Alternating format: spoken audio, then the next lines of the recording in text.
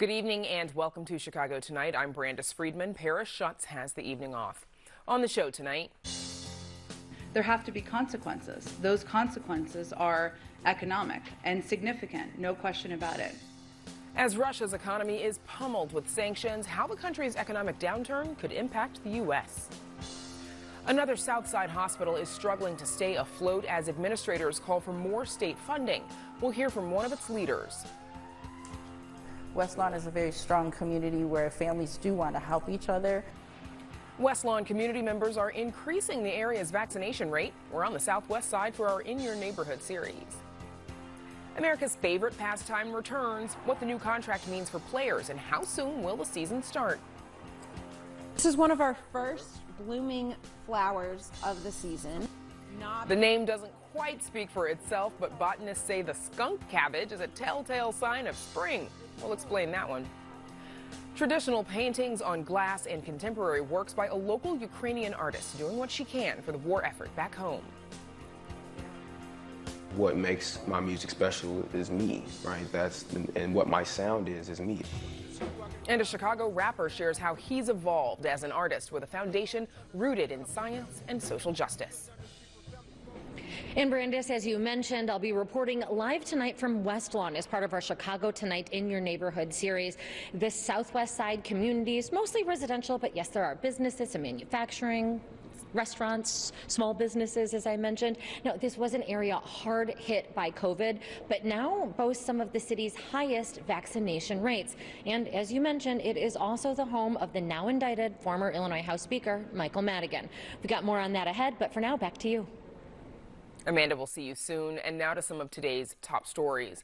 A Cook County judge sentences actor Jussie Smollett to 150 days in Cook County jail and 30 months felony probation.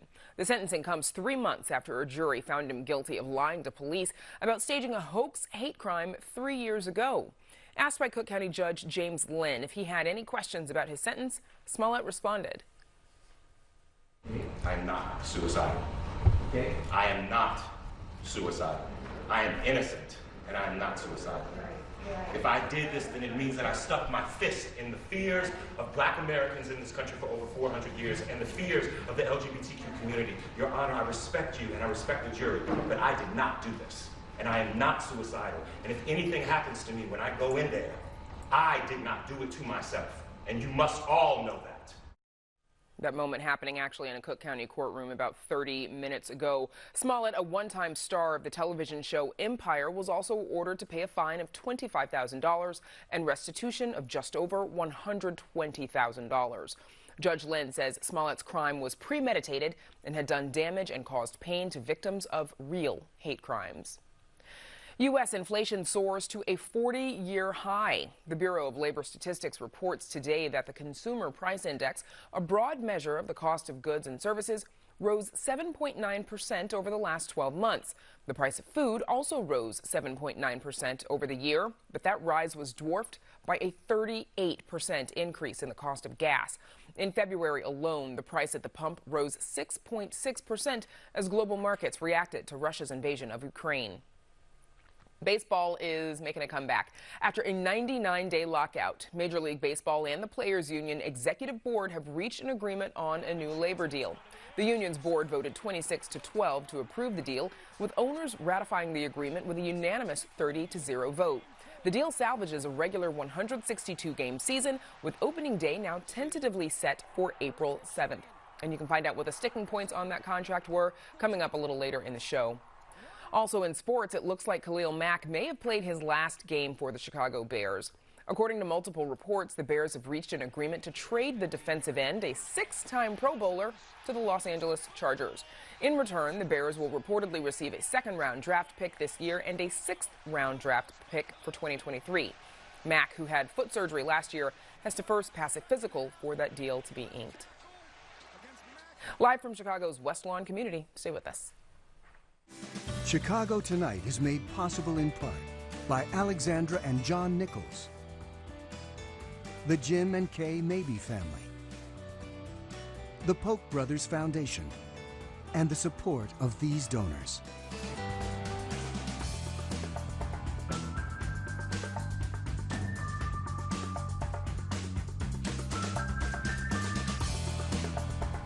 Former Illinois House Speaker Michael Madigan has long been known as a fixture in the community, a professional politician, and as a consummate Southside Chicago Irishman. For this week's Chicago Tonight in Your Neighborhood series, we're going to the community that he has long called home, West Lawn. Our Amanda Vinicky and producer Marissa Nelson spent the day there, and Amanda joins us now. Amanda. Brandis, yes, Madigan is a fixture of West Lawn, but I'm actually coming to you live from a college campus named after another quintessential South Side Chicago politician, the first Mayor Daley. President of the Richard J. Daley College, Janine Janowski, says the school is a community beacon where students can get hands-on lessons, including at the M-Tech Manufacturing Technical Engineering Center. You can get training in welding, CNC machines, and robotics. Chicago residents can even take classes for free through City Colleges of Chicago's Future Ready program. President Janowski says that jobs are waiting on the back end. Right now, industry reaches out to us asking for when students are available to graduate because they're ready for them to enter the work world within industry here in Southwest Chicago. And the demand is ever increasing, especially post-pandemic. Students who are entering the workforce but don't have professional attire can pick up free business clothes at the Career Wardrobe Boutique. It started a few years ago as a pop-up, but was so successful that it opened as a permanent space just last week. And the boutique, by the way, is taking donations, so give them your old clothing. Meanwhile, young families that need support can look to Metropolitan Family Services. Dawn Delgado Mendez leads the organization's at-home visits in West Lawn, and they are designed to help expecting and new parents. Since Delgado Mendez started this work over a decade ago, she says that the number of participating families has actually decreased, and to her, that is a sign of progress. More families are employed and no longer need at-home visits and care. They are looking for center-based child care while they're at work. Our goal is to reach those at-risk families and bring them up to where they need to be in order to be successful for both themselves individually, whether it's education or employment, but also just to be able to have a safe home for their families. For school-aged children, Monday is a big day. That is the first since the pandemic began that at CPS, students will be able to go mask-free. Judy Idvoro leads a vaccine ambassador program in West Lawn, and she says that that change is motivating parents to get their kids shots. Just because the last masks are lifted does not mean that, folks are vaccinated. And so now we're, just communicating with families that it's up to them to make sure that their child is vaccinated. And also keeping in mind that, our 0 to 5-year-olds are not eligible to get that vaccine. Now, one of the major cultural attractions in West Lawn is the Balzikis Lithuanian Museum. We feel very connected to this area because just east of here were the stockyards. As if you've read the Upton Sinclair's The Jungle, that you know that Lithuanians were very integral to the development of the city. They've also contributed greatly to the culture of the city. They've established operas. We had folk dance festivals. So I would say from the stockyards to the stock exchange, Lithuanians have been involved in the fiber of Chicago. Chicago is home to the largest emigre Lithuanian community, and tomorrow is an important day. It is when Lithuania celebrates the restoration of its independence. That is poignant, especially now given what is happening in Ukraine, as is the museum's No Home to Go To exhibit about refugees and displaced peoples.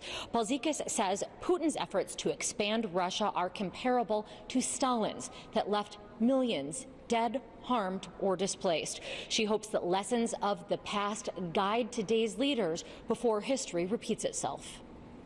I don't think the Holocaust would have happened had people like Stalin and Hitler been stopped in their tracks. Now we're watching another tragedy unfold in part of Europe, the same part of Europe. Now, political buffs may think that another area of the museum building is worthy of an exhibit. Madigan's longtime ward office is located on the second floor of the building. Madigan is known for putting his nose to the grindstone and spent a lot of Saturdays in the office You could, I suppose, think of it as his second home. His actual one, though, is about a half a mile away. Madigan was born in Clearing, but the former Speaker and head of the Democratic Party has long lived in West Lawn, representing the community since he entered the state legislature in 1970. This afternoon, we did spend some time on West Lawn's main drag, Pulaski, and asked passersby their thoughts on Madigan. We told folks that Chicago Tonight visits for In Your Neighborhood series a different community every Thursday. We go to different communities every week, but one of the reasons we're here this week is because of Speaker Mike Madigan. What do you think of him? I don't know who he is. Who is he? I know his house. I've been there. I've driven by there. You driven by Edinburgh. I mean, it's by Edinburgh. And politicians, they're all dirty at some point. I wouldn't be able to speak on that. Do you know the name? I do not. I do not. What do you think about his indictment? Long time coming. Long time coming. You play with fire, you get burned. Remind you, this was a random sampling of folks on Pulaski. West Lawn has changed a lot since Madigan was first elected. In the past decade alone, the Latino population has increased by 10%, according to the U.S. Census. Realtor Jose Gonzalez says it is important the community have Latino representation in government. 100%. Latinos, we have we're very cultural rich, and we're very driven towards our family, and only other Latinos can fully comprehend what our needs are. The 22nd House District is now represented by a Latina after Madigan stepped down a year ago, February. That is State Representative Angelica Guerrero-Cuellar, and she was appointed to that position with the help of Madigan. She is now running for election. And with that, Brandis, we've got more ahead, but for now, back to you. Amanda, thanks. We'll see you soon. Russia's invasion of Ukraine has brought the Kremlin into a new conflict. An economic war between the United States and Western allies. From a ban on U.S. imports of Russian oil and gas to sanctions targeting the allies and oligarchs supporting President Vladimir Putin, Russia's economy is getting hit hard. How are these economic punishments playing out in Western countries, and what's behind Russia's concentration of wealth? Joining us now with more are Andreas Hauskrecht, clinical professor of business economics at Indiana University, and Jeffrey Winters, a political science professor at Northwestern University, specializing in the study of oligarchs. Thanks to you both for joining us. Andreas Hauskrecht, let's start with you, please. How would you characterize the depth and the severity of the U.S. sanctions against Russia? I think that the Russian government was extremely surprised about the well-organized response of all Western countries. It's not only the United States, it's also the European countries. The sanctions are very well designed. They have short-term effect and they have long-term effect. They have taken away basically the central bank reserves of Russia. The Central Bank of Russia doesn't have the means anymore to defend its exchange rate. The fiscal policy in Russia doesn't have the means to stimulate the economy. And so there are already now very significant effects for the Russian economy. The exchange rate is basically out of control with significant welfare costs for everyone in Russia. We also see that the banks are excluded from the worldwide payment system called SWIFT, which makes any form of international trade very, very difficult for Russia, also international capital flow. And so what we see here, I leave the punishment of individuals, of oligarchs, which is also part of the punishment. I leave that to Jeffrey. Well, Jeffrey Winters, I do want to ask you, because as we just heard, among the sanctions aimed at Russia are those targeting the oligarchs. First, what are Russian oligarchs, and what are these sanctions doing to them in particular? Thank you, Brandis.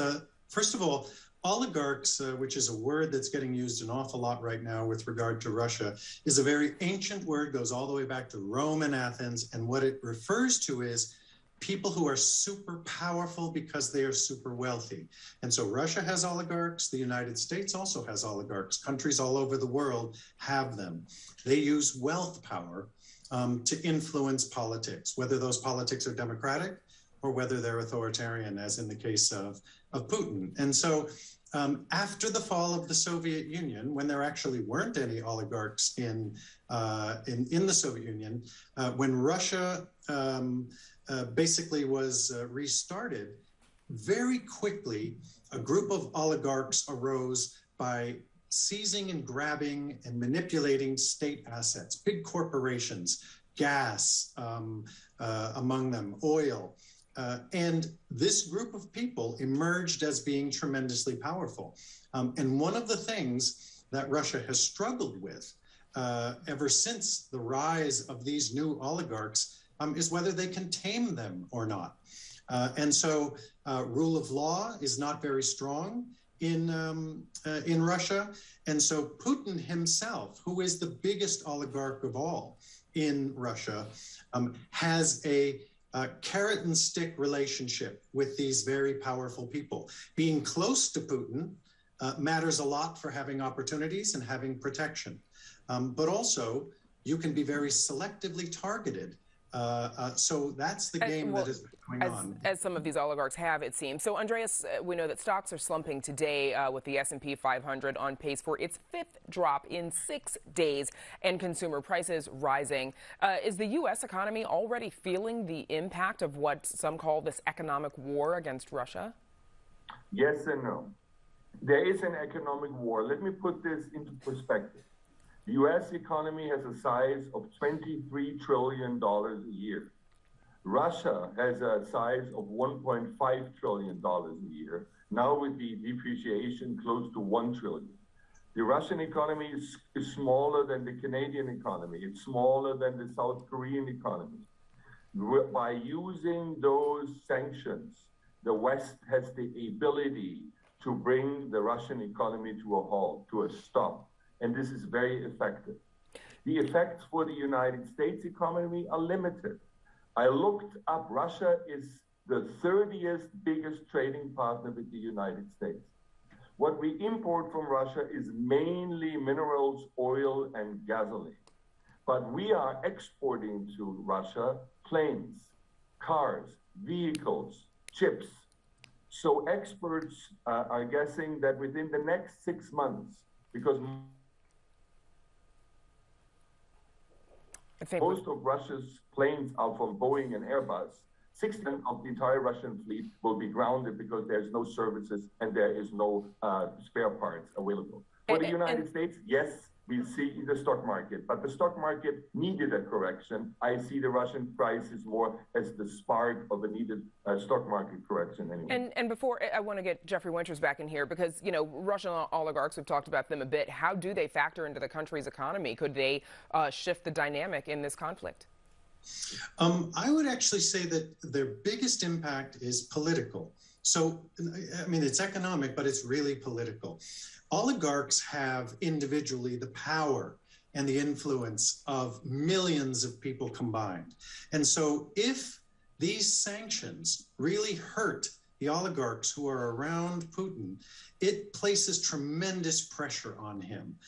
If they become alarmed and alienated, and if they see this attack on Ukraine as really damaging them, if they turn en masse against Putin, that complicates his situation politically a great deal.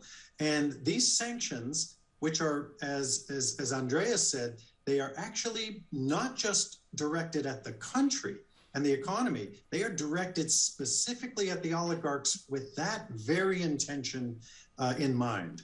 The idea is to separate Putin from the oligarchs, put pressure on them, so they in turn put massive pressure on him. Okay, so obviously a lot to watch going forward economically in Russia in particular. My thanks to our guests, Andreas Hauskrecht and Jeffrey Winters, for joining us. Thank you. It was a pleasure. Roseland Community Hospital administrators are calling for more state funding to keep the struggling Southside Hospital afloat. They say COVID has exacerbated the hospital's financial need due in part to added expenses in equipment and paying overtime for healthcare workers.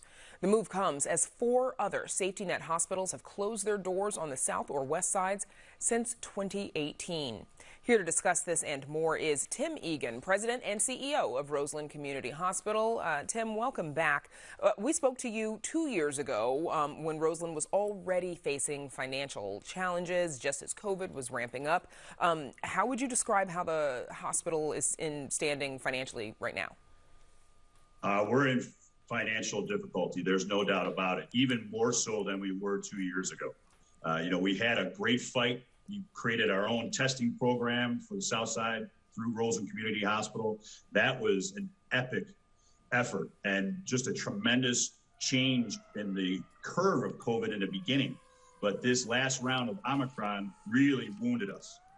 You mentioned the added expense. We're about $6 million in debt right now to nursing agencies alone. And that has been crippling to us in our budget.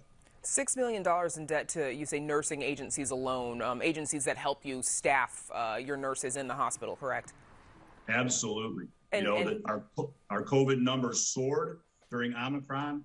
We had a shortage of nursing, just like every other hospital across the United States. We had to plug those holes, and we had to use nurse agencies. And during the first stages of COVID, it was understandable to pay $10 or $15 more per hour for these agency nurses. But then the agencies took advantage during the Omicron variant, and they raised their hourly wages by almost 200% in some areas. And it's been absolutely devastating. And so how much total would you say is needed to keep the hospital afloat?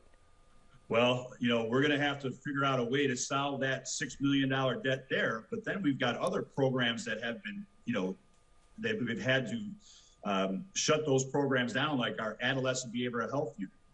To have those things put on pause, we need an influx of funding to get those programs back up and running and expand the rest of the services that we have, including a sickle cell anemia clinic.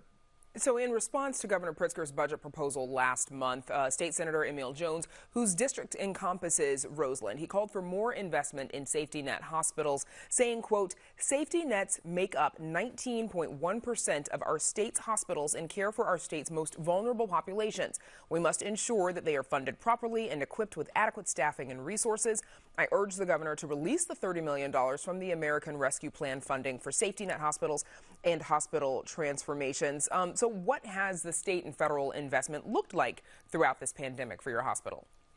Well, in the beginning, the federal influx of funding was outstanding. We got a PPP pool of money that we immediately, that's the payroll protection plan.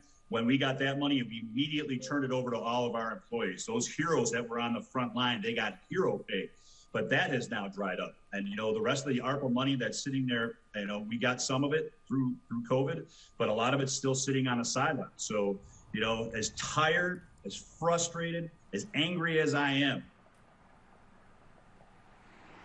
we are forced to beg down in Springfield every spring just to keep our doors open.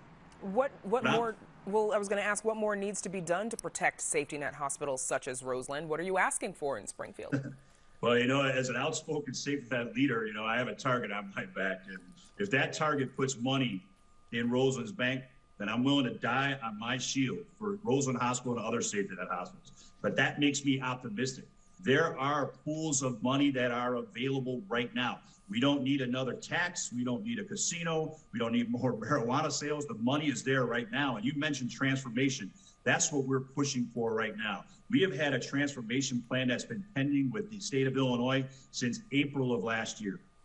And that's a $40 million investment over the next 5 years. So we can expand our behavioral health services, so we can bring an orthopedic surgery program to Roseland, and expand our behavioral health to include sustainable healing centers for adolescent patients suffering from behavioral health issues. That transformation is absolutely critical for the future of Roseland Community Hospital. And it has a broad range of support from elected officials like our hero that you just quoted, Senator Emil Jones III. What a champion, unmatched. Well, why do you think those funds haven't been released and you haven't seen them?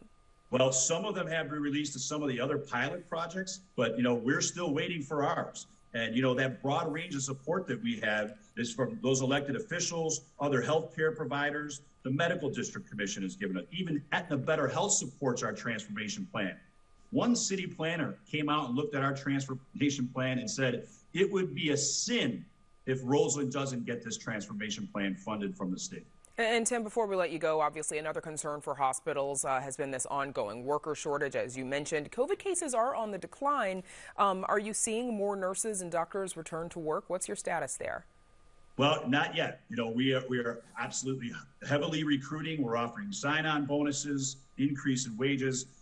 We haven't had that influx of nurses back yet because, you know, a lot of these nurses that left the Chicago area, they were getting sign-on bonuses of $25,000 in Texas in travel expenses, living expenses. So they were going, you know, where the highest bidder was. So we haven't seen them come back yet, and we're prayerful that these nurses do come back. I will give the state of Illinois 1,000% credit for one of their programs, and that was their pool of nurses that they helped provide for safety net hospitals. We had about 36 nurses come through and help us in the last 3 months from the state of Illinois. And without that, we would have absolutely had to shut down operations. So the state of Illinois really came to our aid and rescue.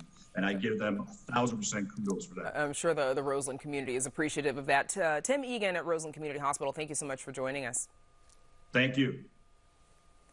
Up next, meet a Ukrainian artist who's doing what she can to help the war effort in her home country. Stay with us.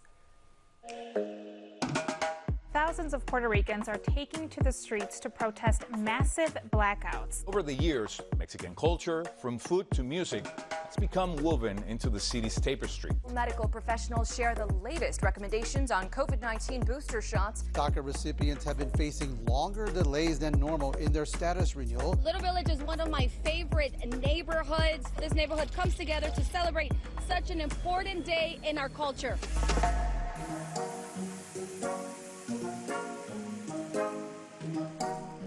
And there's much more ahead on the program, including details on the professional baseball lockout coming to an end. But first, a long-delayed art exhibition has finally opened, but with a new focus. A Chicago artist and teacher born in Ukraine makes both traditional and contemporary paintings. She's now using her ability to create to counter forces of destruction. Producer Mark Vitale has this story.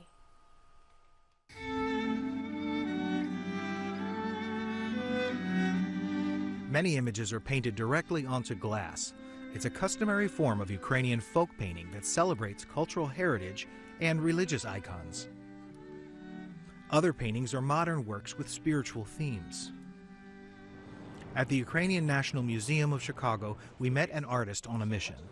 My name is Elena Diadenko. I've been an artist all my life. I started to paint from my childhood and I never stopped. When I was a little girl, I was always saying, I will be an artist. Artist, college, marriage. That's what I used to say when I was a kid. 2 years ago, I planned this art show, but COVID started and we couldn't have a show. I was planned to have this show right now, and the war started in Ukraine. And as soon as I found out about war, I was thinking, oh my God, how can I help? What can I do? And I decided that every single penny from this show that I will make will go to help wounded soldiers in Ukraine. She says proceeds from the sale of her work will benefit 2 Ukrainian veterans groups. The day we spoke with the artist, Illinois Senator Dick Durbin had just bought several of her paintings on glass. Elena Diadenko is from Poltava in central Ukraine. She was a 20-year-old visiting Chicago when Ukraine gained independence in 1992. She stayed here and became a U.S. citizen and an art teacher for Chicago public schools. And she made an impact. In 2004, Diadenko won a Golden Apple Award for excellence in teaching. She also studied with artist Ed Paschke and never stopped painting. My artwork has many different directions when it comes to themes. I do have maternity themes because I think it's beautiful to be a mother and to give a birth to a child. So I have a maternity series. Spirituality is very important. A lot of paintings of mine have angels and people asking for healing, or people praying for peace, or people praying for whatever is sacred to them, and for the victory of our soldiers, of course. I call Ukraine daily. I go on Facebook and I contact my friends via text or phone call. And today in the morning I talked to my friend in Mykolaiv, it's southern Ukraine, and she said, Elena, it's shelling. We hear like bombs exploding outside. I told her I have an interview today, and she said, tell Americans that we are in trouble. Let the whole world know about it. Ukraine is a very beautiful country. And Kiev is an incredibly beautiful city. We have a lot of fields of beautiful sunflowers. You know what I want to say? I want to say thank you to the United States for adopting. I'm very thankful to this country for everything that you do for Ukraine and for other people, you know, because you help a lot of different countries in trouble. For Chicago Tonight, this is Mark Vitale. Elena Diadenko teaches fine arts at Schurz High School on the Northwest Side. Her exhibition is called Colors of Life. It's at the Ukrainian National Museum of Chicago through the end of March. You can find out more on our website. Still to come on Chicago Tonight, efforts to support West Lawn residents as the cost of food and gas increase. We talk with community leaders. Baseball is set to return after an extensive lockout, how we got here to begin with, and what the contract means for players. So this plant literally melts the snow around it and emerges from the depths of winter. It might not look or smell like a traditional flower, but the skunk cabbage is spring's leading bloomer. We'll explain. And we introduce you to Chicago rapper Femdot ahead of his first post-pandemic concert that's happening tomorrow. But first, some more of today's top stories. A new recruitment effort aims to expand the pool of candidates for the Chicago Police Department. Struggling to recruit new police officers amid a wave of retirements and departures, Police Superintendent David Brown announced the department will no longer require some prospective officers to have at least 60 hours of college credit. Applicants who have at least 3 years of professional experience in the social services, healthcare, education, or trade industries will not have to show any college credit. That's in addition to those who have worked as private security guards, correctional officers, or for other law enforcement agencies. Relatives of victims who died in the crash of Ethiopian Airlines Flight 302 are calling on state lawmakers to hold plane maker Boeing accountable. On the third anniversary of the crash of the 737 MAX aircraft, relatives expressed their support for legislation that would allow for punitive damages against manufacturers in the case of wrongful deaths and injury. State Representative LaShawn Ford is the sponsor of the bill. We need to make sure that the Boeing is incentivized to make their jets safe and prevent future crashes. And a Boeing whistleblower and now retired former manager with the company says he believes the 737 MAX crafts are still unsafe. The problems with the MAX go well beyond software and pilot training. Although there are potentially hundreds of airplanes operating around the world with hidden hazards, Boeing leadership is once again talking about ramping up production. Shame on them. Ethiopia Flight 302 crashed 6 minutes after takeoff in 2019, killing all 157 people aboard. It was the second crash of a 737 MAX plane in the span of 5 months, triggering a worldwide grounding of the aircraft. The unemployment rate in Illinois is down and jobs are up. According to the Illinois Department of Employment Security, the state unemployment rate fell a modest 0.1% in January to 5%. Illinois continues to lag behind the national unemployment rate, which now stands at 4%. And now back to Amanda Vinicky, who spent the day in West Lawn as a part of our In Your Neighborhood series. Amanda. Yeah, Brandis, I'm joined by Enrique Mendoza. He is a West Lawn resident, and he is also the board president of the Southwest Collective. Thanks for being with us. We've talked with the collective some before, so just briefly, remind us of your work. Yeah, absolutely. So right now we're engaged in health equity work. So we help to organize, events in the community, but we're also trying to push more for like vaccine equity, food equity. So equity is kind of like the big word here. So what does that mean when it comes to food? So when it comes to food, basically, so we just became members of the Chicagoland Food Sovereignty Coalition. So that's a group of autonomous mutual aid groups who rescue food, and so what we're doing now is that we actually have access to the food warehouse where we can bring food over to places like West Lawn and just neighborhoods in the southwest side. And you deliver it to homes, to? Actually, we have like a set of food pantries all over the southwest side, and so we stock those with shelf-stable items. And we also host free farmers markets, so folks can just come over and grab their grocery bags. Ingredients kind of vary from time to time, but folks can come through and grab that as well. Inflation is a concern for a lot of folks. Is that impacting your work? Are you seeing money, donations not go as far? Absolutely. So the thing is that we're riding on this struggle bus right now, like up a mountain called inflation. And so, we've seen rent increases. We've seen food increases, gas increases. All across the board, you're just seeing residents struggle. They're really feeling the weight of the, economic consequences of not only COVID, but also geopolitical conflicts. And so, they're really bearing the brunt right now. And so there's just more demand for, more access to food, more demand for public benefit programs. We've hosted things like rental assistance program, rental assistance signups and stuff. So, we're trying to help as much as we can, but, it's still not enough. So fair to say, more demand for the work, the services, the goods that you provide than Absolutely. There is that you're able to offer? Yes. We definitely need more. As much as we can connect folks to resources, it's just not enough. We definitely need more transformative approaches. We definitely need something a little bit more that tackles kind of like the root cause and not just treating the symptoms of like what's going on. And I believe that is all that we have time for. We thank you so very much, Enrique Mendoza of the Southwest Collective, also a West Lawn resident. And we will be back with more Brandis, but for now, I'm tossing it back to you. Amanda, thanks. We'll see you in just a bit. And up next, America's favorite pastime is back. We have the details. Stay with us. Don't miss one of our stories. Get them all delivered to your desktop or mobile device with a subscription to the WTTW News Daily Briefing. Go to WTTW.com/dailybriefing and sign up.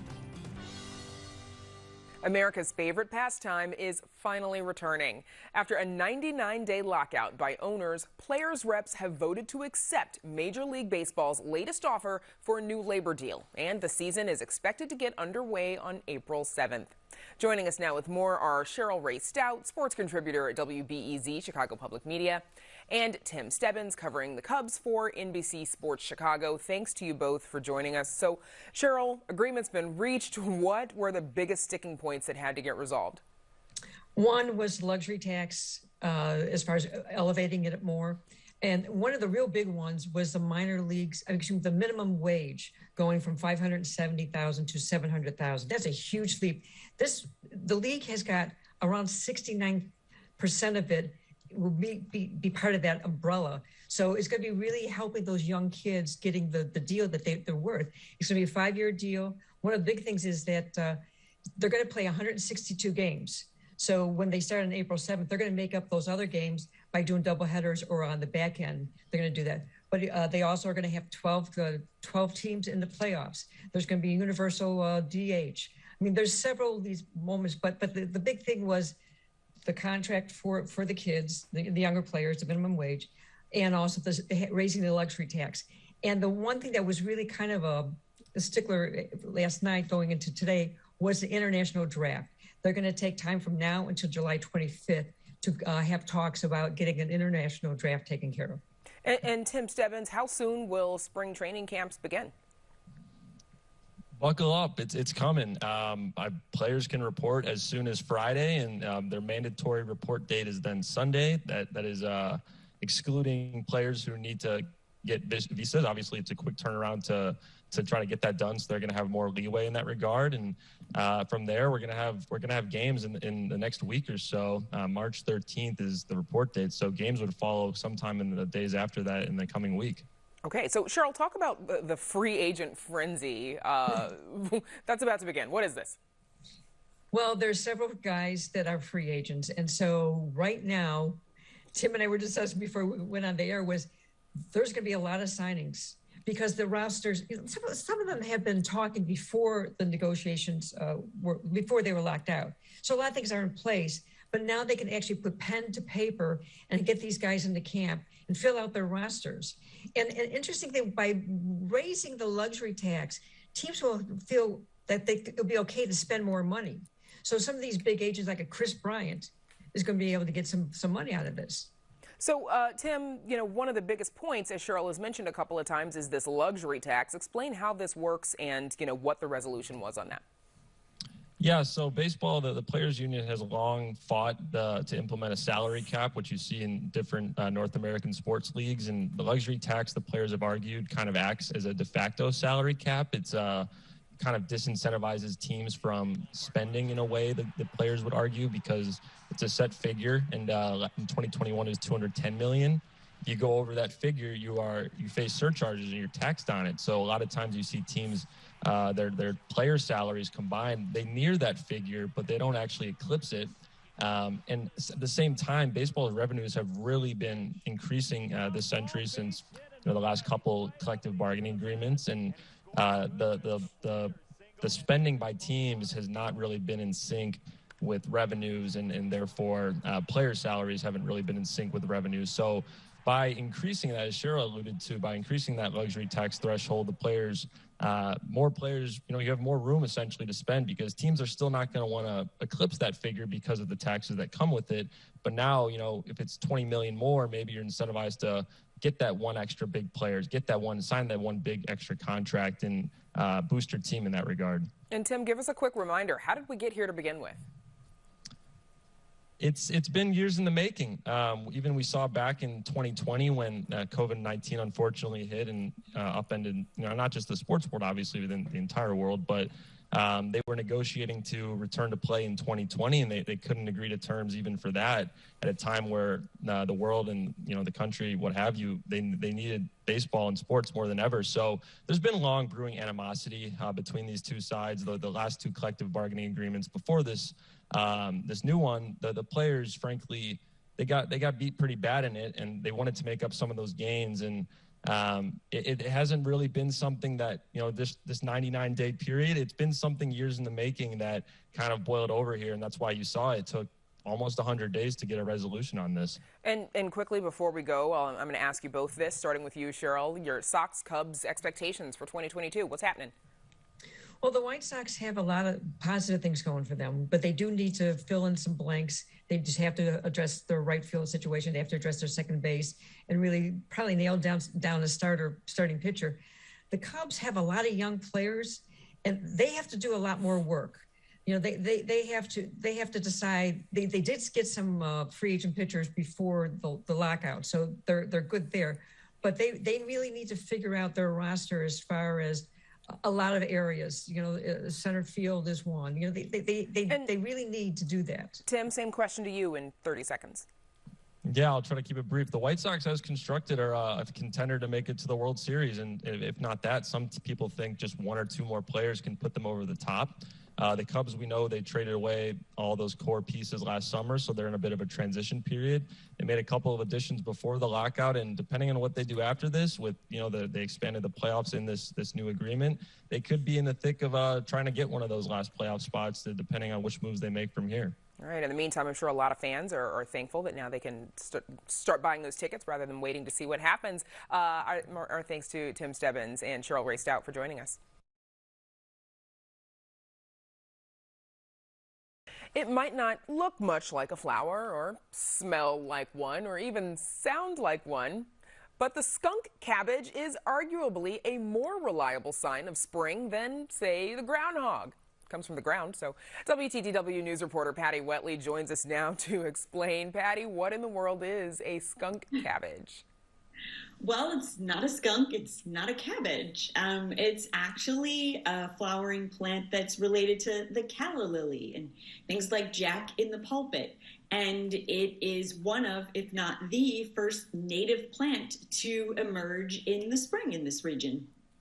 So it might smell like a skunk and doesn't quite look like a flower, but it does have a pretty cool plant superpower. Tell us about that. Yeah, well, for one thing, it smells so bad because that's how it attracts pollinators. So that's genius. But its other superpower is called thermogenesis, which means it creates its own heat.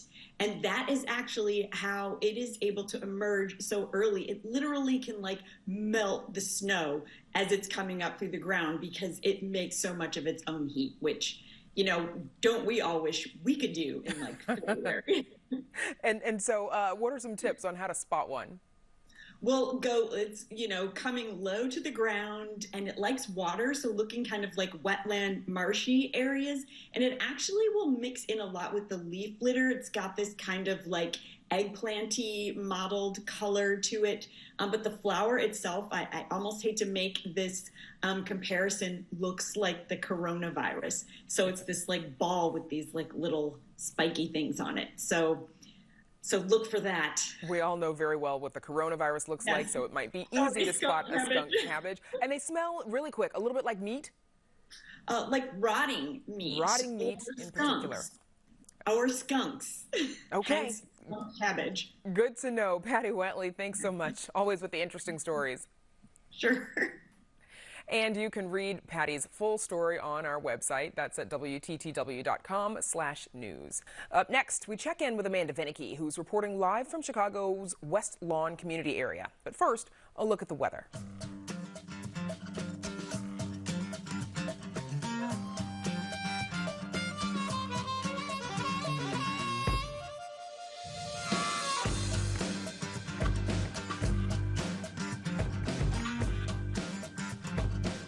And now we check back in with Amanda, who spent the day in West Lawn as part of our In Your Neighborhood series. Amanda. Yeah, Brandis, and I'm here with a public official whose district covers parts of West Lawn, and that is Cook County Commissioner Alma Anaya. Thank you so much for being here. Now, of course, we want to touch on the political news. We're here in West Lawn, in part because it is home of former Illinois House Speaker and Democratic Party Chair Michael Madigan. What are your thoughts on his indictment, and how does that impact public trust? Yeah, so just like everyone, I was astonished, but I think one of the beauties of West Lawn community is that it's such a close-knit community, support each other, and just like they rely on each other as a community, rely on elected officials. And I think that we need to continue to push for and maintain trust and integrity in public office. So definitely something that we all as elected officials need to strive for. Do you imagine that his no longer having this power hold in Springfield is going to hurt the community, bring fewer resources to West Lawn? You know, the community, again, is very close-knit. I think we tie together, all elected officials work towards one goal and ensuring that there are resources, that there is information here available. We have some wonderful not-for-profit organizations and some clinics and other health institutions, and of course, institutions like the one we are in today that really just bind together and really provide resources and information for our constituents, and we're really there for everyone, and we do it as a collective.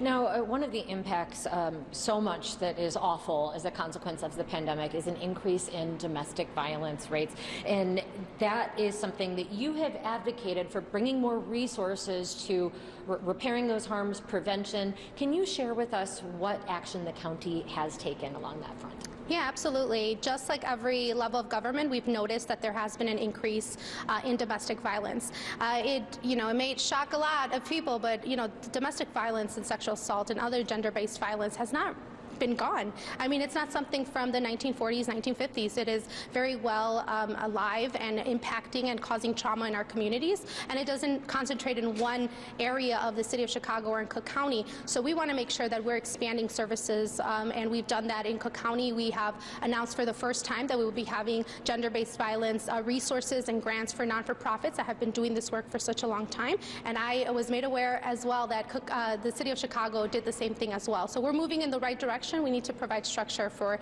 these organizations and for our constituents that are survivors. And you do represent communities that have been hit hard by the pandemic, particularly Latinx communities on the southwest side. There are, however, now higher than elsewhere vaccination rates. What do you think is the reason for that? I think that individuals are really realizing the fact that vaccines really do work, and that they are providing real recovery in our health sphere in our community. So I think that although that there is an increase there were increase in cases, and for example, we're in 60629, which was to record still one of the areas that had the most positive cases throughout the pandemic. We see that we need to continue again to provide the resources and right information to our constituents to really see what is the benefit of receiving vaccines, and also being very safe, wearing our mask, making sure that we're washing our hands, and staying safe and healthy. Well, thank you for joining us, and of course, stay safe to you as well. That was Cook County Commissioner Alma Anaya. Back to you. And Amanda, thank you. Before we let you go, earlier tonight you spoke with Enrique Mendoza from the Southwest Collective, and the organization has a program that you wanted to ask about, but we ran just out of time. Tell us about that program. Yeah, I will ride out this segment by talking about divvies, which evidently weren't really over here on the Southwest side for a long time, not coming past Pulaski, and the Southwest Collective was instrumental in bringing those bikes over to this area. So now there are a couple of divvy stations at West Lawn Park, and Enrique Mendoza tells me that they are quite popular, and I expect more so once the snowy weather passes and spring finally arrives. I'm sure they will be. Amanda, thank you. And up next, we introduce you to the unique sounds of a local rapper. But first, a look at some events happening this weekend.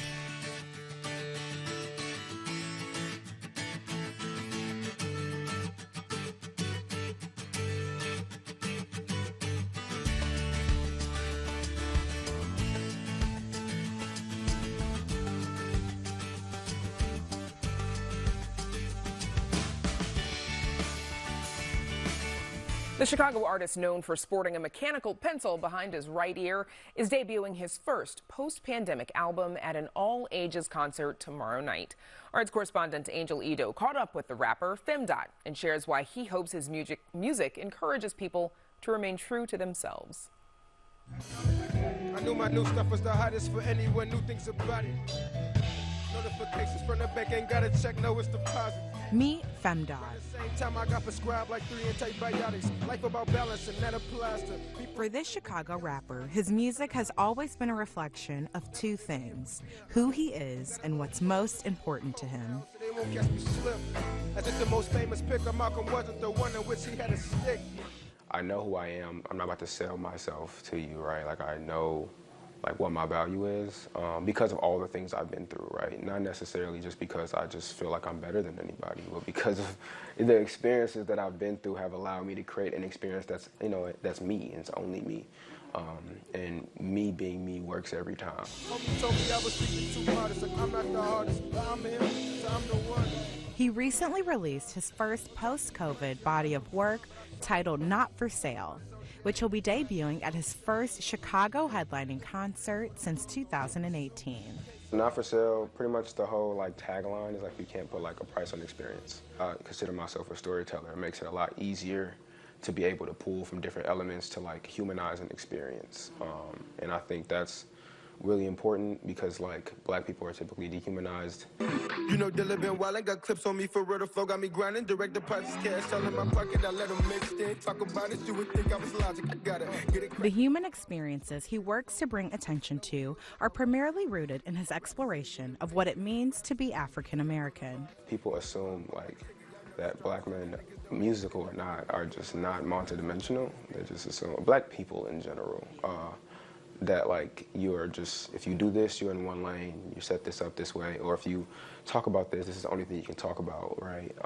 So in my music, I really try to be as multidimensional as possible. A lot of my songs are very vulnerable, right? They're very open. I write from a place of experience, and I write from a place of therapy. So it's very open, and I think even just allowing men to be open is a thing that I feel should be cool, so why not put it in rap songs? Cause I'm trying to make it happen at the right time, trying to make it here for a lifetime, something for the good, for the lifeline, grind how you want and they like mine. That emphasis on humanity is also a reflection of his commitment to community. I'm super excited about it, especially because in that time of the pandemic, we also established my nonprofit, called Della Creme Scholars, where we give out scholarships and toy and coat drives and grocery initiatives. With a background in biology, Femdot says he enjoys using science as a way to connect the dots within his music. I look at it very scientifically. I think what rappers do is give context to situations, and once you understand the context of a situation, now you have the human element of the situation, you can relate, and that's no different than, you know, what people do with research. 40 feet tall if I stood on who I prove wrong. It's the story aspect. I think there's a sense of authenticity in the music that isn't like, that isn't forced. I'm not trying to be anybody else, and I'm allowing people to like know that and know that that's okay, and also to bring people into my world, right? So it's like I'm telling these stories that you may not relate to, but you can relate to the emotion that's there. You can relate to the feeling that's there. Like about balance and that applies to people who label me as conscious. I'm not turning the other cheeks, but I'm not for beef. Never been me if we being honest. For Chicago Tonight, I'm Angel Ito. He slipped, as if the most famous figure Malcolm wasn't the one in which he had a stick. And you can catch the full concert Friday night at the Bottom Lounge. We've got more information on our website. And we're back to wrap things up right after this. Chicago Tonight is made possible in part by Alexandra and John Nichols, the Jim and Kay Mabey family, the Polk Brothers Foundation, and the support of these donors.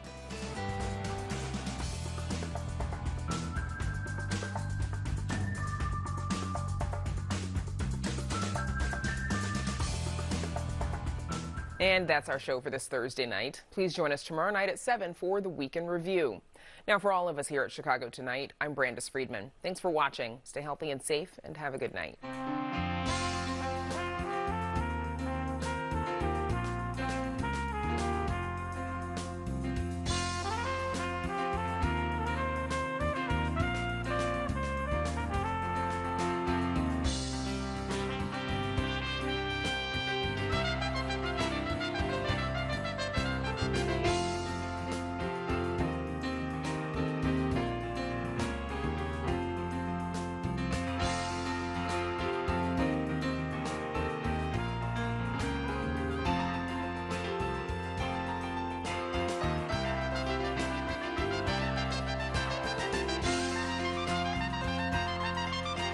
Closed captioning is made possible by Robert A. Clifford and Clifford Law Offices, a Chicago personal injury and wrongful death firm that's proud to serve its community through pro bono legal services.